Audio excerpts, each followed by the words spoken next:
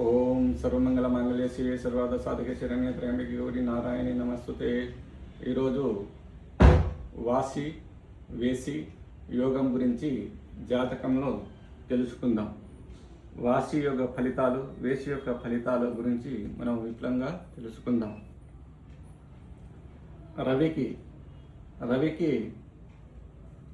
12వ స్థానంలో రవికి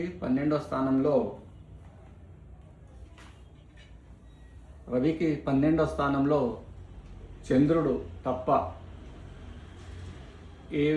9 గ్రహాల్లో 7 గ్రహాలు ఏ గ్రహాలున్నా అది వాసి యోగం అంటారు. రవి 1 అనుకుంటే 1, 2, 3, 4, 5, 6, 7, 8, 9, 10, 11, 12లో చంద్రుడు కాకుండా ఏదైనా గ్రహము శుక్రుడు, బుధుడు, గురుడు, కుజుడు, రవి కాకుండా కేతువు, రావు ఏదైనా గ్రహాలు ఉంటే దాన్ని వాసి యోగము అంటారు. అదేవిధంగా వేసి యోగము రవికి 2వ స్థానంలో చంద్రుడు కాకుండా ఏదైనా గ్రహాలు ఉంటే దాన్ని వేసి యోగము అంటారు. రవి 1, 2లో చంద్రుడు కాకుండా ఏదైనా గ్రహాలు గురు, శుక్రుడు, బుధుడు, కుజుడు మరియు రావు, కేతువు ఏదైనా గ్రహము ఉన్నా దాన్ని వేసి యోగము అంటారు జాతకంలో. అయితే వేసి యోగము యొక్క గురించి మనము ఈరోజు తెలుసుకుందాం.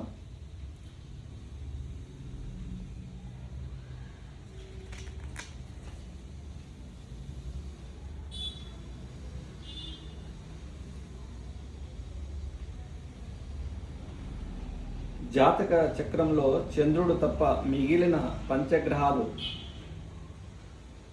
రవి ఉన్న స్థానానికి ద్వాదశ స్థానం ఉంటే ఆ యోగాలు కలుగుతాయి. 2వ స్థానము 12వ స్థానంలో చంద్రుడు కాకుండా వేరే గ్రహం. రవి నుంచి ద్వితీయ స్థానంలో కుజ, బుధ, గురు, శుక్ర, శని, రాహు, కేతు గ్రహాలతో ఏ గ్రహం ఉన్నా దాన్ని వేసి యోగము అంటారు. వేసి యోగము 2లో ఏ గ్రహం ఉన్నా దాన్ని వేసి యోగము అంటారు. అలాగే రవి ఉన్న రాశి నుంచి 12వ స్థానంలో చంద్రుడు తప్ప మిగిలిన గ్రహాలు ఉంటే దాన్ని వాసి యోగము అంటారు. ఒకవేళ రవి ఉన్న స్థానాన్ని ముందు వెనక రాసుల్లో ఉంటే రవికి ద్వితీయ స్థానం, ద్వాదశ స్థానం కూడా గ్రహాలు ఉంటే దాన్ని ఉభయచర యోగము అంటారు. అంటే ఇక్కడ 2 గ్రహాలు ఇక్కడ 2 గ్రహాలు ఉంటే దాన్ని ఉభయచేరి యోగము కూడా అంటారు. రవికి ద్వాదశ స్థానంలో శుభగ్రహాలు ఉంటే శుభవాసి యోగము అంటారు. అలాగే రవికి ద్వితీయ స్థానంలో 2వ స్థానంలో శుభగ్రహాలు ఉంటే శుభ వేసి యోగము అంటారు. ఒకవేళ రవికి ద్వితీయ స్థానము 12వ స్థానంలో శుభగ్రహాలు ఉంటే దాన్ని శుభ ఉభయచర యోగము అంటారు. అదేవిధంగా రవికి 2వ స్థానంలో పాపగ్రహాలు, 12వ స్థానంలో పాపగ్రహాలు ఉంటే దాన్ని 12వ స్థానంలో ఉంటే దాన్ని పాప వాసి యోగమని, ద్వితీయ స్థానంలో ఉంటే దాన్ని పాప వేసి యోగమని అంటారు. అలాగే రవికి 2వ స్థానంలో 12వ స్థానంలో రాసులు కూడా పాపగ్రహాలే ఉంటే ఆ గ్రహస్థితి పాప ఉభయచర యోగమని అంటారు. రవికి ముందు వెనుక పాపగ్రహాలు ఉంటే ఉభయ చిరయోగం అంటారు, పాప ఉపయోగ చిరయోగం అంటారు. ఇలా మనము ఈ విధమైన జాతకాలను తెలుసుకోవచ్చు. ఒక విధంగా రవికి కుజుడు శని ఇక్కడ ఉంటే దాన్ని పాప వాసి యోగం అని అంటారు. అదేవిధంగా ఇక్కడ కూడా ఉంటే ఇక్కడ రెండు పాపగ్రహాలు కుజ శని ఉంటే దాన్ని పాప వేసి యోగం అని, ఇక్కడ కుజ రావు ఉంటే ఒకసారి దాన్ని పాప వాసి యోగమని అంటారు. అదేవిధంగా ఇక్కడ రావు ఇక్కడ కుజుడు ఉంటే దాన్ని ఉభయచర పాపయోగమని అంటారు.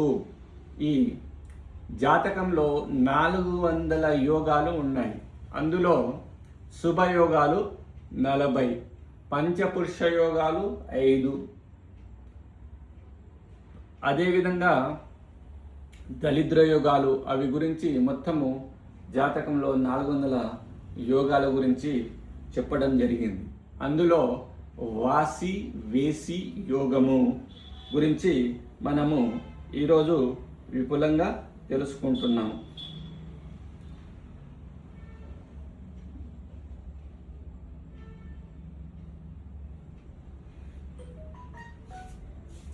ఈ యోగము వల్ల ఏమేమి జరుగుతుంది అనేది ఈరోజు తెలుసుకుందాం.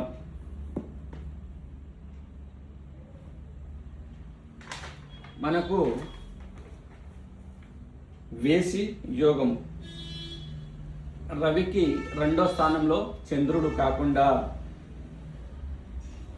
ఈ 7 గ్రహాలు ఏవైనా ఉంటే వేసియోగ ఫలితాలు. ఆ వ్యక్తి సంతోషంగా ఉంటాడు, నడక మెల్లగా ఉంటుంది, మాటలు స్మూత్గా మాట్లాడతాడు. ఇక్కడ ఏదైనా వేసియోగ ఉన్న జాతకుడు మెల్లగా నడక, స్మూత్గా మాటలు, రఫ్గా కాకుండా స్మూత్గా మాటలు ఉంటాయి. బంధుమిత్రులతో ఎప్పుడు కలిసి ఉంటాడు.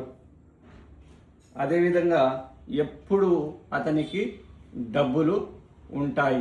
డబ్బులు అనేది అతనికి అవసరానికి వస్తూనే ఉంటాయన్నమాట. ఇది వేసి యోగ ఫలితములు. అదేవిధంగా వాసి యోగం, రవికి చంద్రుడు కాకుండా ఏదైనా గ్రహం ఉంటే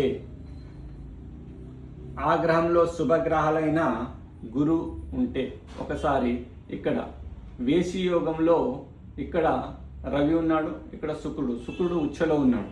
కాబట్టి ఒకసారి ఈ యోగం ఉన్న ఇలా రవికి శుక్రుడు 2వ స్థానంలో ఉంటే దాన్ని వేసి యోగం. ఎల్లప్పుడూ అతనికి డబ్బులు వస్తూనే ఉంటాయి. అదేవిధంగా వాసి యోగం, వాసి యోగం అంటే రవి నుంచి 12వ స్థానంలో ఒకసారి గురు లేక శుక్రుడు, ఈ శుభగ్రహాల్లో ఏ గ్రహం ఉన్నా అతనికి వాసియోగము ఏర్పడుతుంది. ఆ వాసియోగ ఫలితాలు ఎల్లప్పుడూ సంతోషంగా ఉంటారు. ఎంతమందికి ఎంతో డబ్బులు ఉంటుంది కానీ సంతోషం ఉండదు. ఒకసారి చంద్రుడు ఇక్కడ ఉంటే అతనికి సంతోషం అనేది ఉండదు, ఎంత డబ్బులున్నా. తృప్తి అంటే ఉంటుంది. ఏ భోజనం చేసినా తృప్తిగా, అందరికీ చాలా భోజనాలు ఎంత తిన్నాయి తృప్తి లేదని అంటారు. కాబట్టి తృప్తి అనేది రవికి చంద్రుడు ఇక్కడ ఉంటే అతనికి జీవితంలో తృప్తి అనేదే ఉండదు. అదేవిధంగా శుభగ్రహాలైన శుక్రుడు కానీ గురువు కానీ ఉంటే ఎల్లప్పుడూ తృప్తిగా ఉంటాడు. జీవితంలో తృప్తి సంతోషం అనేది జీవితంలో ఉండాలి. కాబట్టి వాసి యోగాన్ని బాగా గమనించాలి. అదేవిధంగా జీవితంలో ఐశ్వర్యవంతుడైతాడు, ఎప్పుడు డబ్బుల కాసులు.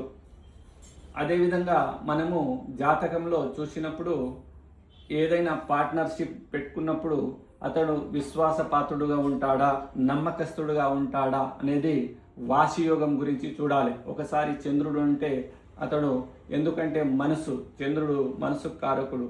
ఇక్కడ అమావాస్యకు ముందున్న చంద్రుడు ఉంటాడు కాబట్టి అతడు మనసును మారుస్తూ ఉంటాడు. అదే శుభగ్రహం ఉంటే రవి కన్నా వాసియోగం శుభగ్రహం గురువు కానీ శుక్రుడు కానీ ఉంటే అతడు ఫలితం ఎట్లాగా ఉంటుందంటే నమ్మకస్తుడు. అంటే మనం మేనేజర్ పెట్టుకున్న కంపెనీకి, అదేవిధంగా వ్యాపారంలో పార్ట్నర్గా పెట్టుకున్న, అదేవిధంగా మనము ఆఫీస్లో నమ్మకస్తుడుగా మినిస్టర్లకు ఓఎస్డీగా పెట్టుకున్న అతనికి ఈ జాతకం చూసినప్పుడు విశ్వాసపాత్రుడు. మనకు ఏదైనా మనము ఇల్లు ఇడిచి వెళ్ళేటప్పుడు, ఎక్కడ దూర ప్రయాణము టూర్కి వెళ్ళేటప్పుడు ఒకరికి తాళం చేయిస్తున్నామంటే ఇతను విశ్వాసపాత్రుడా కాదా అని చూసినప్పుడు వాసి యోగాన్ని చూడాలి. రవి ముందు గురువు, శుక్రుడు ఉంటే అతను విశ్వాసపాత్రుడుగాను, నమ్మకస్తుడుగాను, చీటింగ్ చేయని వ్యక్తిగాను, పార్ట్నర్లో అదేవిధంగా ఈ దానము చేయువాడు, అన్ని వేళ ప్రజలకు సాయం చేయువాడుగా ఉంటాడు వాసి యోగం ఉన్న జాతకుడు. అందుకోసము మనము ఏదైనా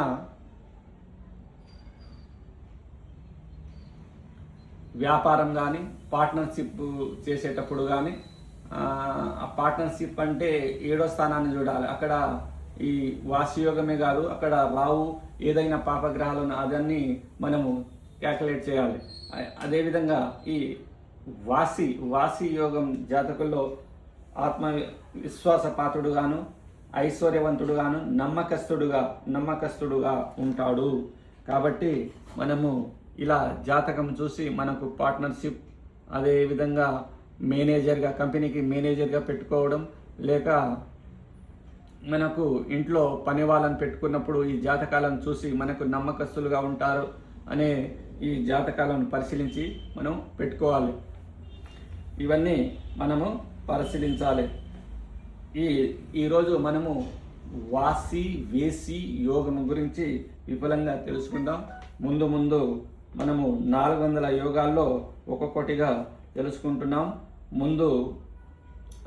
ముందు వీడియోలో మనం బంధన యోగం గురించి తెలుసుకుందాం. కాబట్టి ఒక్కొక్క యోగం గురించి, యోగాలు మనకు ఏం తెలియజేస్తున్నాయి, యోగాలను ఎట్లా కాల్కులేట్ చేయాలి, యోగాలో పాపగ్రహాలు ఉన్నాయా, శుభగ్రహాలు ఉన్నాయా అనేది కాల్కులేట్ చేయాలి, ఏ రాశిలో ఉన్నాయి కాల్కులేట్ చేయాలి. అవన్నీ క్యాల్కులేట్ చేసి మనము జాతకం చెప్పాలి. జాతకాన్ని అనేక విధాలుగా చూడాలి, చూసి ఆ జాతకం చెప్పడం జరుగుతుంది.